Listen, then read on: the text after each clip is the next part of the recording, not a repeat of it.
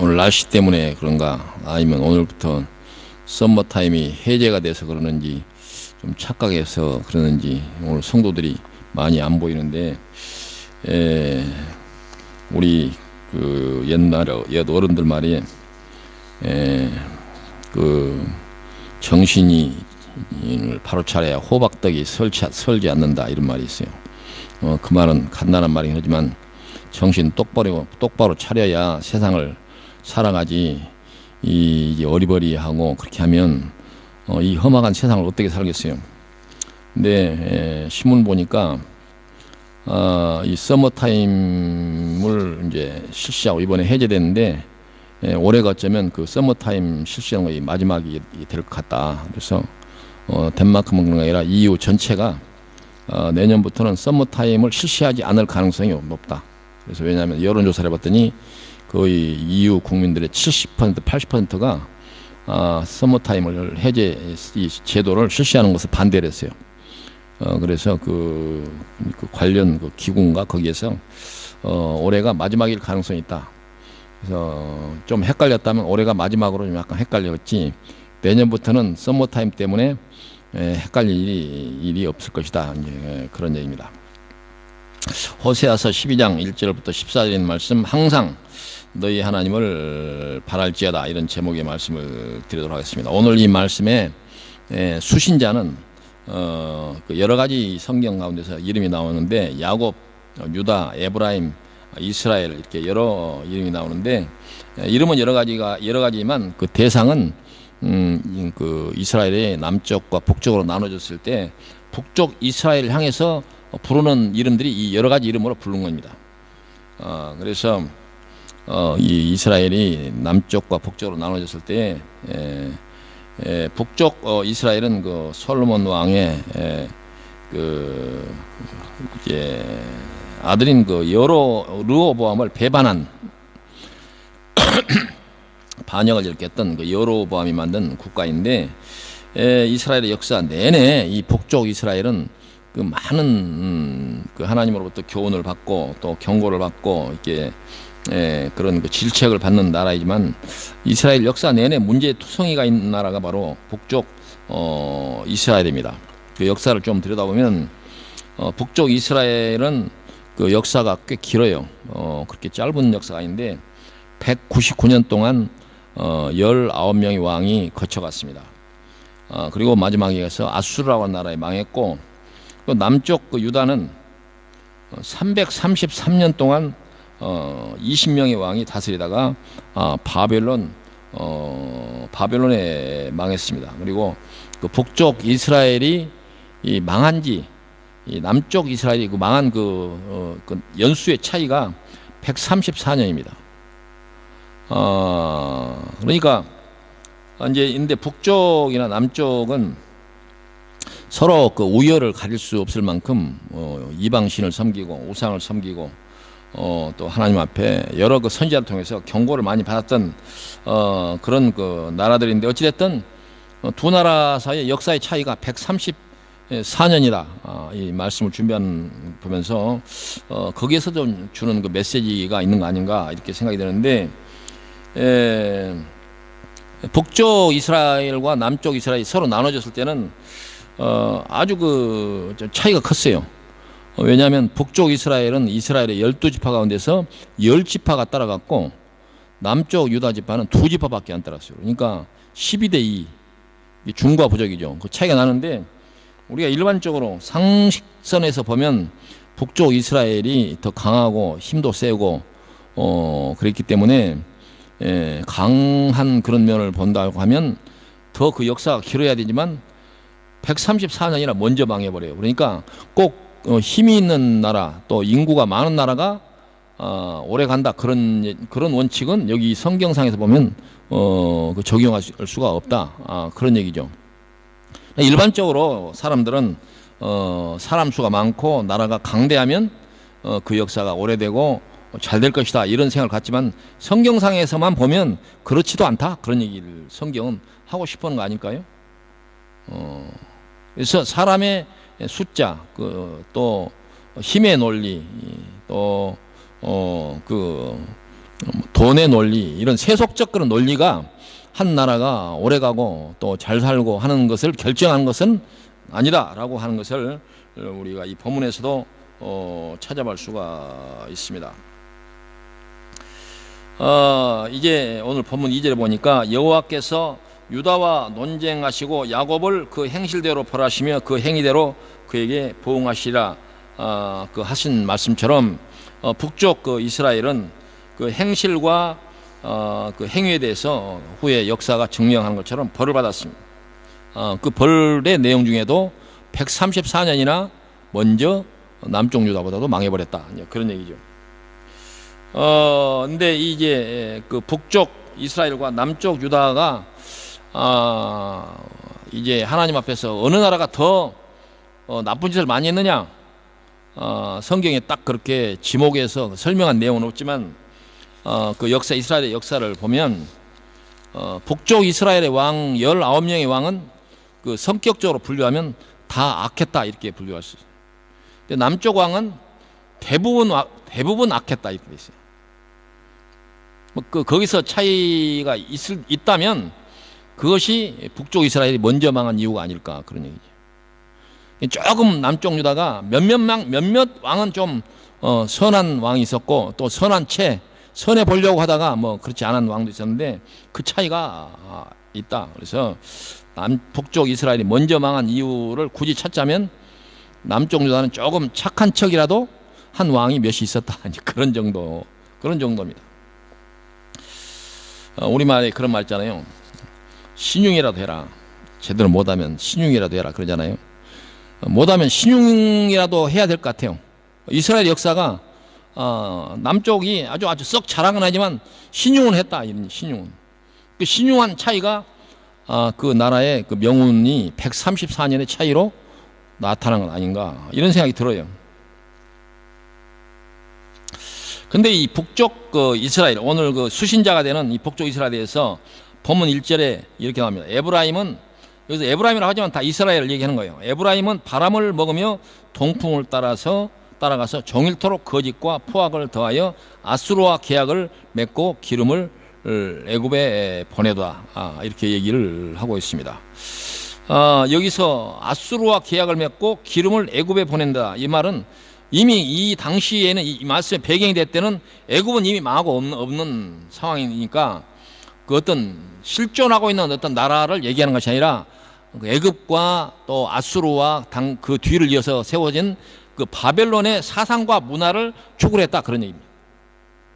이 하나님의 백성이고 하나님 말씀만, 오늘 본문의 오늘 말씀의 제목처럼 하나님만 바라보라라고 한 것이 이스라엘 백성들에 대한 하나님의 명령이고 교훈인데, 기회만 되면 이웃의 바벨론과 아수르와 애굽을 향해서 마음이 그쪽으로 갔다, 그런 얘기죠.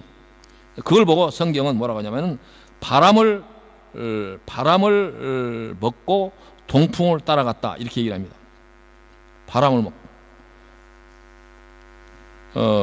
바람을 먹었다는 것이 무슨 뜻이겠어요? 바람을 먹으면 몰라요. 입을 쫙 벌리고 바람을 먹으면 배가 부른 것처럼 그렇게 보일 수도 있겠지만 그게 무슨 영향가가 있겠어요? 그게 결국 아무짝에도 실속 없는 짓을 위해서 동쪽을 따라갔다, 그런 의미. 어떤 사람들은 아주 그 일을 실속 있게 잘 하는 사람이 있는가 하면 애는 무지무지 많이 쓰고 아침부터 저녁까지 막 헐레벌떡 뛰어다니고 온 세상 돈은 다 긁어모은 것처럼 하는데 실속이 없는 사람들이 있어요. 그런 사람도 있죠. 그러니까 아침부터 저녁까지 막 땀을 뻘뻘 흘리고 살아가는 것만이 능사는 또 아니다, 그런 얘기죠. 우리가 경험칙상 세상에 볼 때도 막 땀을 뻘뻘 흘리고 뛰어다니는 사람은 밥 3끼 먹는 일에 그렇게 좋게 해요. 느하게 이렇게 하는 사람들이 오히려 좀 폼나게 사는 것 같아요. 그잖아요? 새벽에 막 도시락 싸들고 막 깜깜할 때 뛰어나가고 막 밤에 깜깜할 때 별 보고 들어오는 사람들 밥 3끼 먹는 일에 그렇게 전전긍긍해요. 그러나 시간 여유 있게 이렇게 하는 사람들 그래도 그렇지 않게 살아요. 결국 무슨 얘기냐? 지혜가 필요하다, 그런 지혜가. 이스라엘 백성들이 무슨 짓을 했느냐? 바람을 먹으려고 동풍으로 갔다. 아무 소득 없는 일에 동쪽으로 갔다, 그런 얘기. 그래서 이 세상 살아가는 일에 개인이나 사회나 국가나 중요한 건 뭐냐? 지혜가 필요하다. 이스라엘처럼 지혜 없는 짓을 위해서 그 수고를 이렇게 기울이지 마라, 그런 얘기입니다. 그래서 성경에는 이 지혜에 관한 그런 그 구절들이 참 많은데, 대표적으로 전도서 7장 12절에 보면 지혜의 그늘 아래 있음은 돈의 그늘 아래 있음과 같으나 지혜에 관한 지식이 더 유익함은 지혜가 그 지혜 있는 자를 살리기 때문이다. 그래서 우리가 일반적으로 세상에 잘 산다라고 하는 것은 돈이 그 사람을 잘 살게 한다 이렇게 했는데, 성경은 그렇지 않다. 그것이 아니라 그것이 지혜가 사람을 살게 한다 이렇게. 동의하거나 동의하지 않거나 어찌됐든 성경은 그렇게 강조합니다. 사람들은 그렇지 않다고 생각해요. 교회 가서 그 시간에 설교 듣는 것보다도 1시간 아껴서 돈을 버는 것이 더 중요하다, 그렇게 생각하는 사람들도 의외로 많다, 그런 얘기죠. 잠언 3장 18절에 보니까 지혜는 그 얻은 자에게 생명나무라, 지혜를 가진 자는 복되도다. 지혜하고 생명을 동일시한다. 그래서 성경에서 지혜를 말할 때는 단지 지식 그런 거 말하는 게 아니라 그 사람 삶의 가장 기준이 되는 그런 교훈, 덕목, 이걸 갖다가 지혜라고 하는데, 그 지혜가 사람에게 생명을 준다, 이렇게 얘기를 하고 있습니다. 잠언 13장 20절에 보면 지혜로운 자와 동행하면 지혜를 얻고 미련한 자와 사귀면 해를 받느니라. 이건 뭐 말 설명 하나만 하죠. 잠언 4장 7절에 보면 지혜가 제일이니 지혜를 얻어라. 내가 얻은 모든 것을 가지고 명철을 얻을지니라. 그러니까 이 지혜와 명철을 사기 위해서 모든 걸 투자하라, 이렇게. 세상은 자기가 가치 있다고 생각하는 걸 얻기 위해서 모든 걸 다 투자를 하지만, 성경은 우리에게 모든 걸 다 투자를 해서 지혜를 얻어라, 그렇게. 지혜가 생명이다, 그렇게 말하고 있습니다. 이외에도 성경에는 그 지혜에 관한 교훈이 참 많이 있습니다. 그래서 성경을 많이 읽으면 지혜로운 사람이 되고, 성경을 멀리하면 그렇지 않은 사람이 될 가능성이 많다, 그런 얘기죠. 그렇잖아요? 성경보다도 다른 일에 열심을 내는 일이 더 중요하다, 이렇게 생각하는 사람들이 많은데, 그건 다른 일에 대해서 어떤 소득을 얻는지 모르지만 지혜를 얻는 것은 아니다. 그렇죠. 하나님께서 이스라엘 향해서 바람을 먹는다, 그 말은 그들이 지혜를 구하지 않고 지혜 아닌 어떤 것을 구하러 다녔다.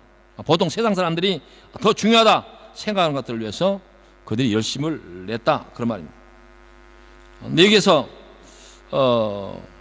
동풍을 따라갔다, 이러면 이렇게 표현하는데, 동풍을 따라갔다는 말은 무슨 말이냐면, 그 힌트가 열왕기상 4장 30절에 보면 솔로몬의 지혜가 동쪽 모든 사람의 지혜와 애굽 모든 지혜보다 뛰어난지라. 그러니까 무슨 말이냐면, 이 북쪽 이스라엘 사람들이 어디서 지혜를 구했느냐? 솔로몬이 추구하는 그 하나님의 지혜를 추구한 게 아니라, 동쪽이라면 거기서 지역적으로도 이스라엘 동쪽에 아스루와 바벨론과 애굽이 있다. 그러니까 그 세속적인 지혜를 구했다, 그 말이죠. 당연히 이스라엘 백성들은 하나님의 백성이니까 솔로몬이 추구했던 하나님, 그 성경이 나오죠. 솔로몬이 하나님께, 하나님 솔로몬이 내가 너에게 무엇을 주랴. 그래서 솔로몬이 다른 걸 구하지 않고 부귀도 영화도 구하지 않고 지혜를 구했다, 그렇게 되잖아요. 예수 믿는 사람은 동쪽 사람들이 이 아스루와 바벨론과 애굽 사람들이 구한 세속적 그런 지혜를 구하는 것이 예수 믿는 사람들에게 덕목이 아니라, 예수 믿는 사람은 솔로몬이 추구한 지혜를 추구해야 한다, 그런 얘기입니다. 그런데 바로 이스라엘은 그 동풍을 따라갔다. 거기에서 이 이스라엘의 잘못, 바로 이스라엘의 문제가 시작되는 것이다, 그런 얘기입니다. 근데 이 동풍을 따라가서 종일토록 거짓과 포악을 더하여, 이 동풍 따라가서 얻은 것이 뭐냐? 배운 게 뭐냐? 포악과 거짓을 배웠다. 포악과 거짓을 배웠다, 그런 얘기입니다. 그래서 애굽과 아수르, 바벨론이 한 국가인데 모든 것이 뭐 다 잘못됐다 그렇게 얘기하겠습니까? 그러나 성경에서는 바로 그들이 추구하는 그 문화와 사상과 철학이 결국 뭐냐? 거짓과 포악이다. 이렇게 얘기해요. 그 말은 무슨 말이냐면 당시에 애굽과 아수르, 바벨론은 당시 그때 한 나라를 얘기한 게 아니라 제국주의 국가, 제국주의. 그러니까 다른 나라를 점령해 가지고 거느리는 그런 국가들이다. 이런 국가들은 필연적으로 이웃 나라에 대하는 태도가 선의와 성경에 표현한 것처럼 이 인애와 사랑으로 정직으로 대하는 것이 아니라 보통 다른 나라를 점령할 때는 뭘로 점령합니까? 다 무력과 그 무력이 그냥 단순한 무력입니까? 포악한 그런 형태로 나타나고 그리고 그 나라 사람들에게 거짓으로 다가가는 거예요. 세상의 역사가 그렇게 돼 있어요. 역사 속에 명멸했던 모든 그 제국이라고 하는 나라들은 이웃 나라를 점령할 때 내가 너희들을 점령해서 잘 살게 해줄게. 이거 뭐예요? 거짓 아닙니까? 그럼 말 안 들으면 온갖 포악한 짓을 했던 것이 바로 이 제국주의 역사인데 옛날에도 그렇고 지금도 그렇습니다. 옛날에도 그렇고 지금도 그렇다. 어떤 나라가 이웃 나라를 점령해서 거느리는 이 제국주의 나라가 다른 나라를 대할 때 선의와 정직으로 힘약한 나라를 다스리는 나라가 예가 있느냐? 없습니다. 우리나라가 너무도 많이 잘 경험했잖아요. 이스라엘도 그걸 경험했어요. 애굽과 아수르와 바벨론이 차례로 자기들 나라가 망하면서 이스라엘을 다스리면서 그 많은 경험을 이스라엘 백성들이 했어요. 얼마나 포악한 그리고 얼마나 거짓으로 자기를 다스렸는지 잘 알았습니다. 바로 이 제국주의 나라들은 자기 나라 사람들을 위해서는 선의로 대했겠죠. 그러나 이웃 나라를 대할 때는 포악과 거짓으로 대한 것이 바로 제국주의의 특징인데 그런 제국주의 나라를 이스라엘은 바라보았다. 바라봤다는 무슨 말이냐? 부러워했다. 또 우리도 언젠가 기회가 되면 그런 나라가 되고 싶다. 그렇게 했다는 거죠.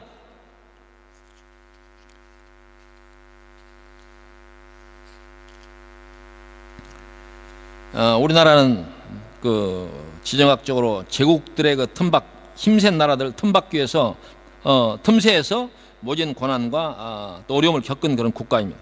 지금도 그렇습니다. 이스라엘도 애굽, 아수르, 바벨론, 그 다음에 그 뒤를 이어서 페르시아, 그리스, 알렉산더 제국, 로마, 중동의 중동과 아프리카와 이 유럽을 아우르는 이 제국의 주인이 바뀔 때마다 이스라엘은 그 나라를 섬기는 일에 바빴습니다. 그래서 본문에 보니까 아수르와 계약을 맺고 기름을 애굽에 보내다. 여기서는 아까도 말씀한 것처럼 애굽은 이미 사라지고 없는 나라인데 그런 나라들에게 우리가 그런 말 있잖아요. 쓸개도 간도 다 빼줬다. 그 말이죠. 자기를 점령한 포악과 거짓으로 다스리는 그 애굽과 아수르에 대해서 후에는 바벨론까지 거기다가 쓸개도 간도 다 떼줬다. 그건 자의적인 것도 있고 강압적인 그런 수단에 의해서도 그렇게 했다. 그런 말입니다. 그래서 대제국과 주변 나라를 다스리는 제국과 그 속국 관계에 있는 그 나라 간의 계약이라고 하는 것이 서로 이렇게 평등하게 쌍방간에서 대등한 관계에서 계약을 맺었겠어요? 일방적인 계약은 뭐예요? 속국은 조공을 바치고 대제국은 우리가 그 대신 너희들 나라를 지켜줄게.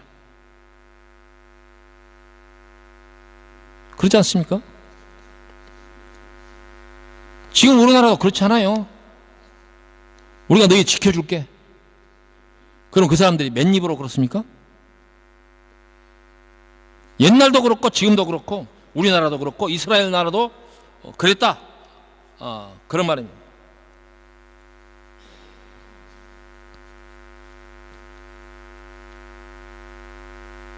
이스라엘과 우리나라가 좀 그 역사를 보면 유사한 점이 참 많은 것 같아요.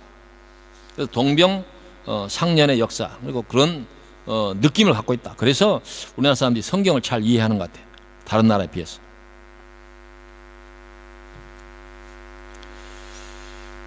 근데 지금은 그 세계 그 여러 그 정세를 보면 이스라엘은 그때는 그랬는데 지금은 조금 상황이 많이 달라진 것 같아요. 이스라엘은 세계 최강국인 미국을 차지하죠.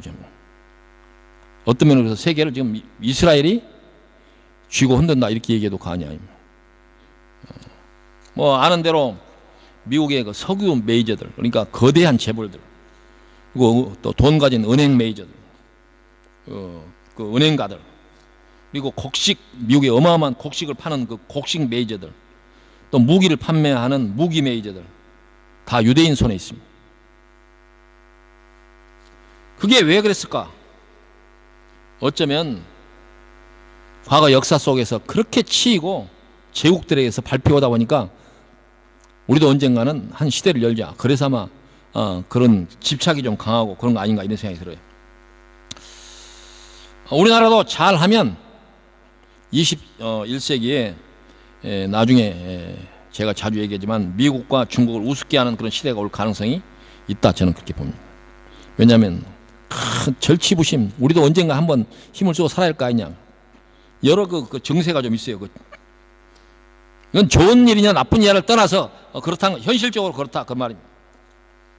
만약에 이제 그런 시대를 우리가 원한다고 한다면 우리나라 같은 경우는 남북이 평화를 이루고 내부적으로 소모전을 멈춰야 가능한 미래가 아닌가 이렇게 생각이 됩니다. 그래서 한국 교회도 이런 것들에 대해서 회자될 때 앞으로 통일된 사회는 어떤 사회가 되어야 되느냐라고 할 때 자유민주주의 국가로 통일돼야 된다 이렇게 얘기를 합니다. 물론 그 우리나라 대부분의 국민들이 바라는 게 그러죠. 그러나 만약에 우리가 기독교인들, 특히 목사나 장로들이 만약에 우리 미래의 그 형태는 어떤 나라가 됐으면 좋겠습니까라고 할 때 우리 기독교인들 입에서는 자유민주 국가가 바람직하다 이런 대답보다는 정의와 인애가 살아있는 그런 나라가 돼야 됩니다. 이런 얘기를 해야 좀 예수 믿는 사람 같지 않아요? 이게 정의와 인애가 오늘 성경에 등장하는 말인데 사랑과 정직, 그래서 나중에 우리나라가 어떤 나라가 돼야 되냐, 어떤 체제가 되든 사랑과 정직이 통하는 그런 사회가 되면 오케이 그렇잖아요. 뭐 사회주의냐 자유주의냐 이런 것 떠나서 사회주의도 완벽한 나라가 아니고 또 자유민주주의도 완벽한 나라가 아닙니다.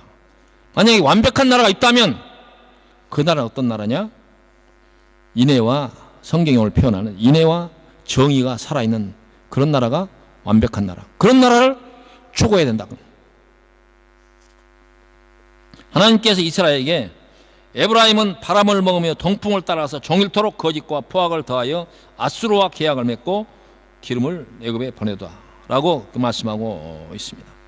이스라엘의 말로 애굽과 아수르와 바벨론을 따라가지 말아야 할 나라고 국민이었지만 그들도 따라갔다.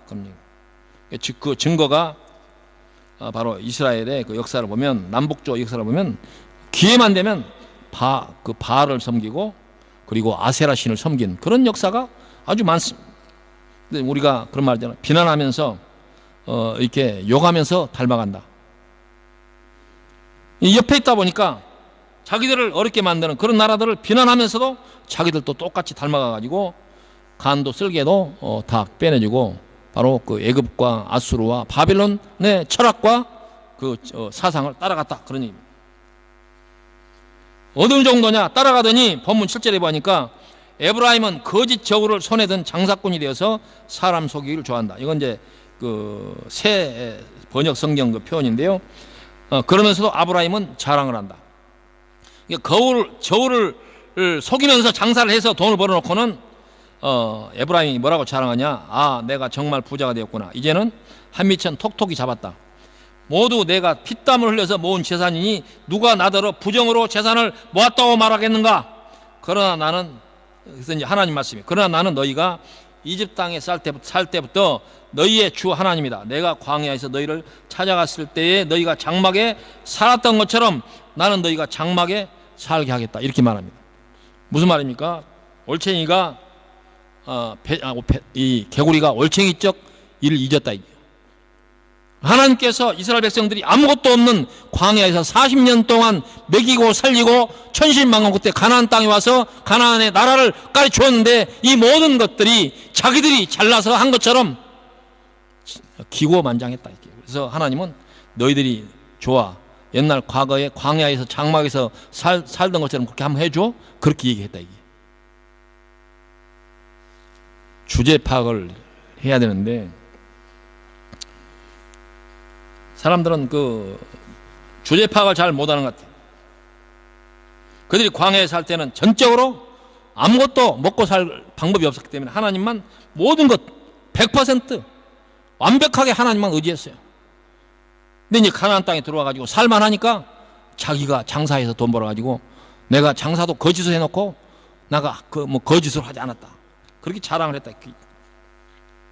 사람이 그렇게 조석으로 변하면 안 됩니다. 우리나라도 그렇게 먼 시대가 아니라 60년대 초반에도 세계에서 가장 꼴찌 국가 가나안 나라예요. 그래서 유엔에서 가나안 나라들 원조할 때 제일 첫 번째로 꼽힌 나라가 한국. 우리가 어렸을 때 그런 우리는 그걸 다 경험했어요. 그래서 요새 1990년대 이후에 태어난 사람들은 새로운 세대라 옛날 그거 잘 몰라요. 정말 어렵게 살았어요. 미국 사람들 보내준 거 구호 물자라 가지고 그거 입고 살고, 그 사람들이 밀가루, 옥수수가루 해서 그거 먹고 이 부항기, 영양실조를 면하고 그렇게 살았어요.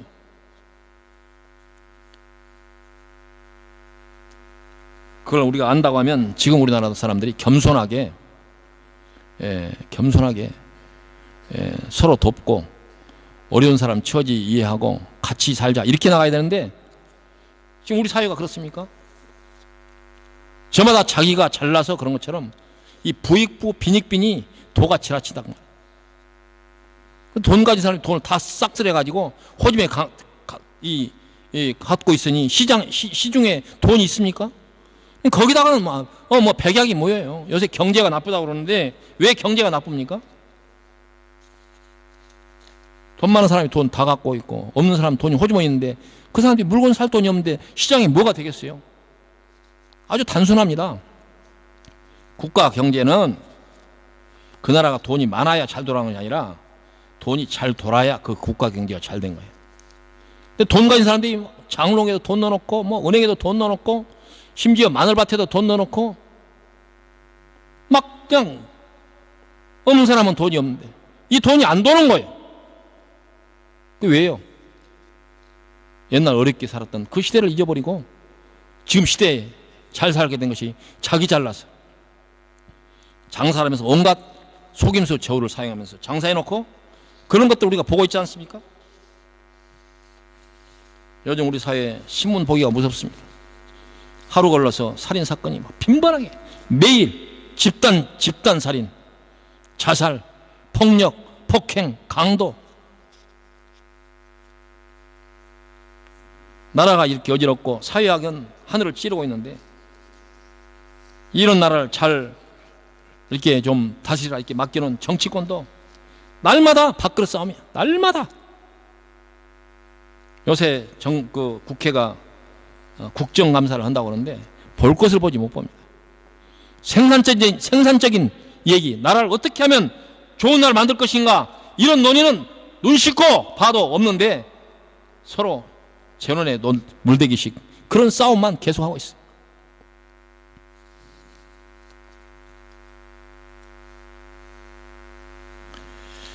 이런 사회를 걱정하고 또 바른 길로 인도해야 할 그런 교육과 교회도 그런 사회를 비판할 수 없는 그런 지경에 빠져 있습니다. 왜 그렇습니까? 바로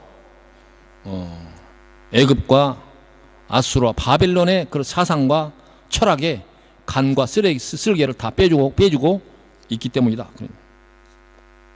바로 이스라엘이 그랬다는 거 아닙니까? 근데 본문 10절에 보니까 내가 여러 선지자에게 말하였고 이상을 많이 보였으며 선지자들을 통하여 비유를 베풀었노라. 길르앗은 불의한 것이냐? 과연 그러하다. 그들은 거짓되도다. 길갈에서는 무리가 수송아지로 제사를 드리며 그 제단을 반일항에 쌓인 돌무더기 같도다. 바로 길르앗은 그 요셉의 큰아들 그 므낫세의 자손이고, 그리고 후에 그 남북조의 근거가 되는 사람들 이름과 그 지역들 이름이 바로 나온 거예요. 이런 사람들에 대해서 하나님께서 선지자를 통해서 여러 비유를 보이고 이상을 보이고 선지자들이 그 교훈을, 메시지를 보냈지만 그들은 거짓되다, 거짓되도다. 하나님께서 기회를 따라서 반복적으로 세상을 향해서 말씀을 전하지만 세상은 듣는 채 많은 채 하고 있는 그런 세상의 모습을 성경은 그렇게 지적하고 있는 것입니다. 그들도 바로 이스라엘이 했던 것처럼 하나님이 아닌 것들을 하나님이라고 섬겼는데 그것이 얼마나 많냐? 밭일항에 쌓인 돌무더기처럼 많았다. 우상이 그만큼 많았다. 이게 여러분들이 시골에 밭에 가봤습니까? 밭에 가면 경이질 하다 보면 돌이 나와요. 그러면 농부가 그 돌을 꺼내가지고 밭 일항에다가 이렇게 밖에다가 이렇게 막 그 돌이 막 많이 그만큼 많았다. 이게 우상이. 우리 주변을 바라보면 하나님 아닌 곳에 마음을 쓰는 것이 얼마나 많습니까? 그 다 우상 아닙니까? 하나님보다 더 중요하게 하나님보다 더 열심으로 추구하고 찾는 것이 바로 다 이상인데 이스라엘 사람들 향해서 그들이 얼마나 많았냐? 밭 일항에 쌓아놓은 돌무더기 같다. 이렇게 얘기합니다. 오늘 또 하나도 다르지 않다. 그런 말입니다. 그래서 하나님께서 이 이스라엘 향해서 이렇게 말합니다. 오늘 이제 여호와께서 유다와 논쟁하시고 야곱을 그 행실대로 벌하시며 그 행위대로 그에게 보응하시리라. 그 행실대로 그 행위대로 벌을 하겠다. 이렇게 하나님께서 말씀하고 있습니다. 이스라엘 입장에서 보면 억울할 수도 있겠죠. 작은 나라가 살려면 하는 수 없이 강대한 국가에 눈치 보고 거기서 엎드리고 아부하고 손비고 그래야지 우리가 어떻게 살아났습니까? 그렇게 억울함을 하소연할 수는 있겠죠. 우리 이건 자의적인 선택이 아니라 강압적인 그런 선택, 어쩔 수 없는 상황 속에 우리가 치욕을 참고 애국과 아수르와 바벨론을 섬기면서 살 수밖에 없었는데 우리가 좋아서 그랬겠습니까? 뭐 이렇게 항의를 할 수가 있지 않겠습니까? 세상 사람들이 그러죠. 먹고 살기 위해서 하는 수 없이 그랬다. 목구멍이 포도청이지 않습니까? 그렇게 얘기하면 도덕적이든 비도덕적이든 비윤리적이든 먹고 살기 위해서 그랬다라고 하면 용서받아야 되는 것처럼 사람들은 그렇게 얘기를 하고 그렇게 생각을 합니다. 이걸 갖다 우리가 상황론이라 이렇게 상황에 따라서 우리가 거짓도 하고 또 우리가 하지 말할 것도 할 수밖에 없지 않습니까? 라고 그렇게 바로 상황론이 어쩔 수 없는 현실에서 선택을 우리가 변명할 때 이미 이 변명과 핑계를 많이 댑니다. 역사 속에도 그런 많이 있죠. 우리나라 역사 속에도 친일했던 사람들도 우리가 어쩔 수 없이 그랬지 우리가 무슨 좋아서 그랬겠습니까? 그러나 이런 그 사람들의 태도에 대해서 성경은 분명하고 단호하게 얘기합니다. 여호와께서 유다와 논쟁하시고 야곱을 그 행실대로 벌하시며 그 행위대로 그에게 보응하시리라. 너희들이 사정이 그랬구나 라고 하나님 봐주지 않는다. 이게 하나님 우리에게 요구하는 그 덕목에 대해서는 뭐 정상 참작을 해서 그럴 수 있었겠네, 그렇지 않다. 이게 신앙생활하면서 별의별 핑계를 다 대잖아요. 어쩔 수 없었다. 뭐 높은 사람이 시켜서 그러니 어떻게 하냐. 목구멍이 포도청인데 어떻게 하냐. 그건 자기 입장에서는 설명이 가능한 얘기인지 모르지만 하나님은 용서하지 않는다. 그렇게 말씀하고 유다에 대해서 그 핑계, 그 변명하려면 이스라엘은 더 했죠. 인구 몇 명도 안 되는 나라가 그 강대한 대제국 틈밖에서 어떻게 살아나겠습니까? 그렇게 변명할 수 있지만 하나님 안 봐줘요. 네 행실대로 보응하겠다. 하나님 매우 단호하게 그렇게 말씀을 하고 있습니다. 우리가 이 세상에 살다 보면 부득이 변명을 하고 핑계를 대할 그런 상황이 오지만 하나님께서 우리에게 지키라 라고 한 일에 대해서는 하나님은 타협은 없습니다. 그들이 한 대로 그 행시대로 벌하시며 그 행위대로 그에게 보응하시겠다 이렇게 말씀하는데 그 행위대로 보응과 이게 벌하는 것이 간단치가 않습니다. 그리고 사람들은 자기가 하는 행위에 대해서 하나님의 눈으로부터 자기 자신이 피할 수 있다. 또 하나님 혹시 이 실수로 우리를 안 볼 수도 있다.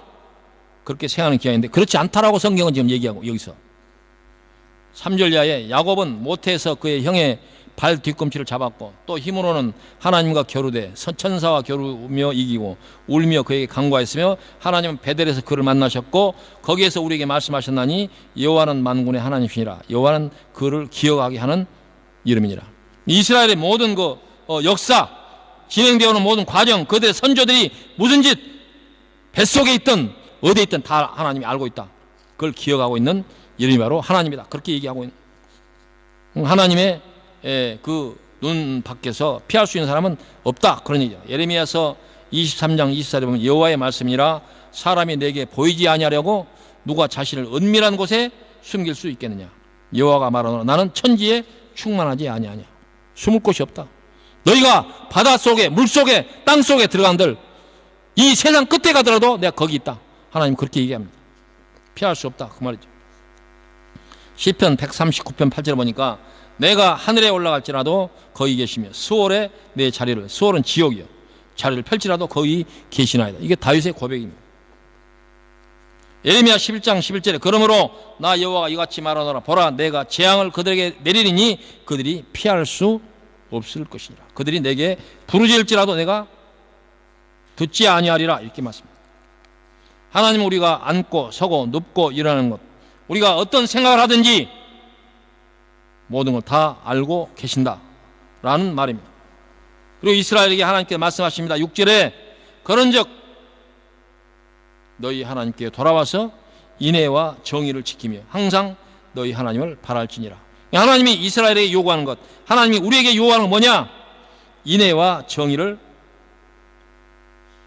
바라보라. 이스라엘을 그 애굽을 바라보지 말고 하나님의 인애와 하나님의 정의를 바라보라. 인애는 사랑이고 여기는 이제 인애라고 하는데 바로 사랑입니다. 사랑과 정의, 이것이 바로 하나님이 우리에게 요구하는 가장 큰 덕목이다, 그런 말입니다. 그래서 그러니 너희는 하나님께로 돌아오느라 사랑과 정의를 지키며 사랑과 정의를 지키며 너희 하나님에게만 희망을 두고 살아라. 이거 이제 바로 그 쉬운 성경 새 번역 성경의 표현입니다. 사랑과 정의는 이기적인 행동을 말하는 것이 아니라 이타적인 행동을 말하는 것입니다. 사람과 사람 사이의 행동 규범을 이렇게 얘기하는 것입니다. 우리가 예수 믿고 하나님의 자녀가 됐다는 것은 막 몸을 튼튼히 하고 그래서 좋은 약을 많이 먹어가지고 수명을 길게 누리고 이것이 예수 믿는 사람의 덕목이 아니라 우리 옆에 있는 사람들에게 어떻게 대하느냐, 그 여부로 예수 믿는 사람의 여부가 결정된다, 그런 얘기입니다. 그걸 더 중요하게 생각해야 되는데 내가 얼마나 복을 받아가지고 다른 사람보다 더 좋은 컨디션을 내가 얻을 수 있느냐, 그런 쪽에 관심을 가져서는 안 된다. 그게 바로 예수 믿는 사람, 하나님을 섬기는 사람의 가장 큰 덕목이다. 바로 너희 하나님에게만 희망을 두고 살아라 라고 하는 말이 그런 말입니다. 그래서 이 말은 국가나 사회의 하나의 틀이 돼야 된다. 어떤 나라가 좋은 나라를 지향한다면 그 나라는 정의와 사랑이 가득한 나라가 되어야 된다. 자유민주주의냐 사회주의냐 이거 중요한 게 아니라 정의와 사랑이 넘치고 정의가 살아있는 그런 사회, 그런 국가가 되어야 된다, 그런 얘기죠.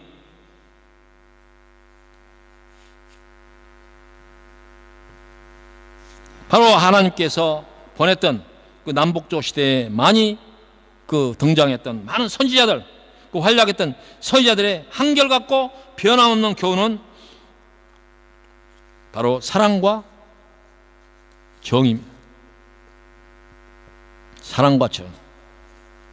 결과적으로 말하면 그 이스라엘과 후에 그 유다도 이 사랑과 정의가 없었기 때문에 이 북쪽 이스라엘은 아수르에 망하고 남쪽 유다는 바벨론에 망해서 남쪽 유다는 바벨론에 끌려가지고 70년 동안 종살이를 한 가장 큰 결정적인 가장 중요한 죄목이 뭐냐?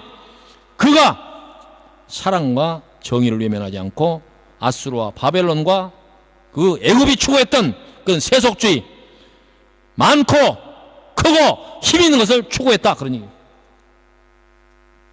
어제 예수 믿는 사람들도 보면 그 착각에 빠져가지고 아수르와 바벨론이 추구하는 그쪽으로 마음을 쏟고 있는 것 같아요.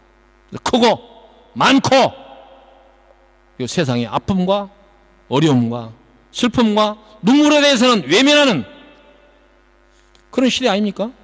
그래서 교회가 욕을 먹는 거 아닙니까? 지금 한국 교회가 약간 잘못한 것이 아니라 아주 많이 잘못하고 있는 거예요. 그래서 교회를 평가할 때 큰 교회가 좋은 교회. 이 코페라겐 한인교회 같이 성도 한 3, 40명 나오는 교회는 무시받아도 좋은 교회입니까? 교회까지도 이 세속적인 논리가 깊숙이 들어와가지고 그것이 바로 우상이고 그것이 바로 밭 이랑에 쌓아놓은 돌무더처럼 많이 있다고 하나님 지적하는 것이 바로 그런 형태, 그런 현실입니다. 바로 하나님께서는 이스라엘 백성들에게 이 제국주의에 맞서는 수단은 무력과 거짓으로 방어하거나 제압하는 것이 아니라 사랑과 정의로 무장하라 이런 얘기입니다. 이 현실적으로 맞지 않을 수도 있겠죠. 저쪽 사람들은 무기와 엄청난 그 군대를 이끌고 우리를 쳐들어오는데 우리가 어떻게 사랑과 정의로 어떻게 이겨낼 수 있습니까? 그렇게 항의할 수 있겠죠.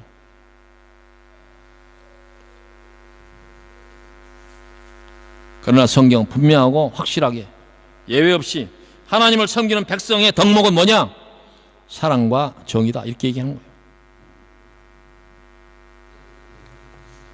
세상은 힘과 돈의 질서에 의해서 모든 것이 결정된다고 믿는 데 반해서 하나님은 그렇지 않다.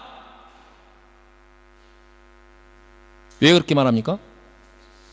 잘되고 못되는 것이 많고 힘 있는 데 따라가는 것이 아니라 하나님 손에 있기 때문이다. 그렇게 성경에 하나님 손에 있다 이게.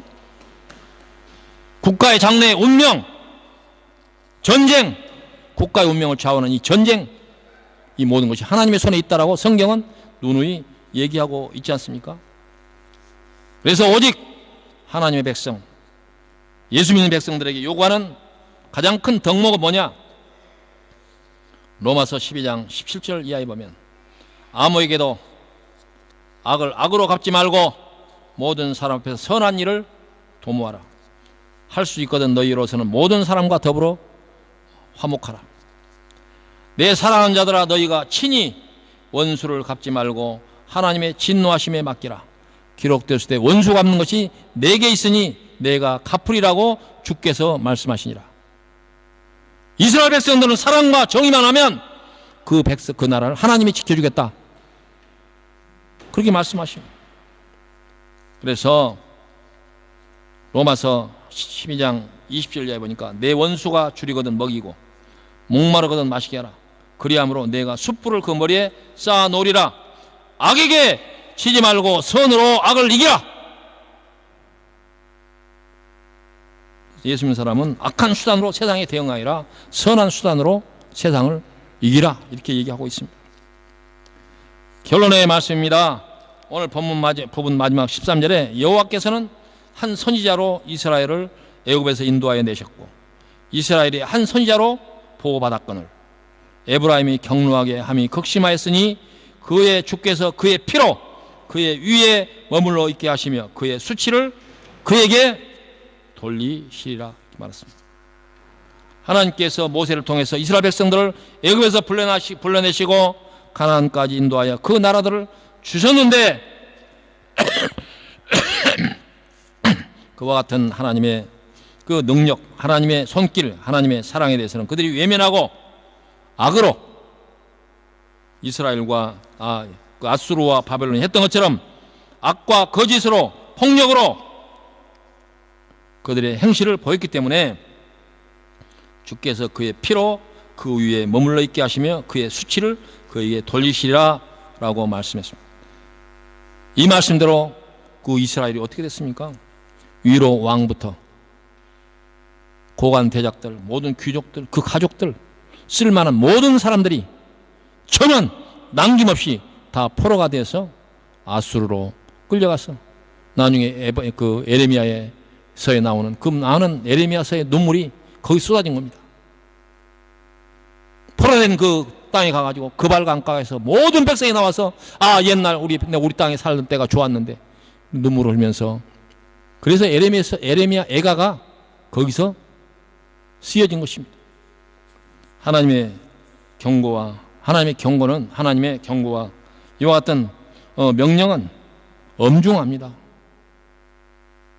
안 그럴지도 몰라. 그렇게 생각해서는 안 됩니다.